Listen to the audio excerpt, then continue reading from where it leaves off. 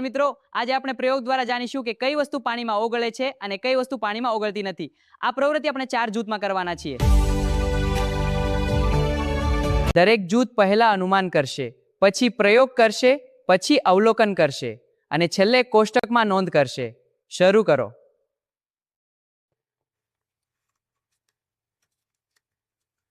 મને લાગે છે લાલા, મીઠું પાણીમાં ઓગળી જશે. લાલા, માટી કદાચ ઓગળશે નહીં. તેલનું શું થશે લાલા?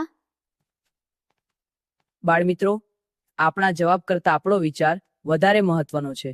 ચાલો મીઠું ઉમેરીએ. અહીં મીઠું નાખું છું. લાલા, પાણીમાં તો મીઠું તો દેખાતું જ નહીં. તે હા, તે ઓગળી ગયો. હવે નોટમાં લખો. ચાલો ગ્રુપ 2, હવે માટી ઉમેરીએ. લાલા, માટી તો ઓગળી જ નથી. તે તો પાણીમાં નીચે બેસી ગઈ છે લાલા. સાચું જોયું હે? હવે નોટમાં લખો. બાલમિત્રો, હવે આપણે ચોક પાવડરને પાણીમાં ભેળવીશું. જો પાણી ચોખ્ખું નથી રહ્યું. લાલા, ચોકનો પાવડર સંપૂર્ણ ઓગળ્યો નથી. વાહ બાલમિત્રો, મેં સરસ અવલોકન કર્યું. આપણે આને બ્લેકબોર્ડ પર લખીએ. લાલા, દૂધ પાણીમાં ભળી ગયું અને પાણીનો કલર પણ બદલાઈ ગયો. સાચું કહ્યું. દૂધ પાણીમાં સંપૂર્ણ ભળી જાય છે. તેલ તો ઉપર જ રહી ગયું. તેલ પાણીમાં ભળતું નથી લાલા. બાળમિત્રો, હવે આપણે વિચારીએ અને સમજીએ કે આ પ્રયોગમાંથી આપણે શું શીખ્યા.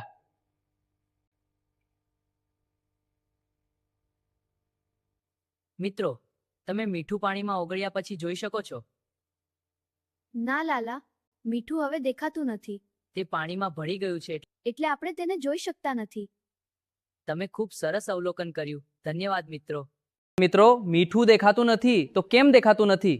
કારણ કે મીઠાના નાના કણો પાણીમાં બધે ફેલાઈ જાય છે લાલા, અને એટલા નાના થઈ જાય છે કે આપણે તે કણો જોઈ શકતા નથી.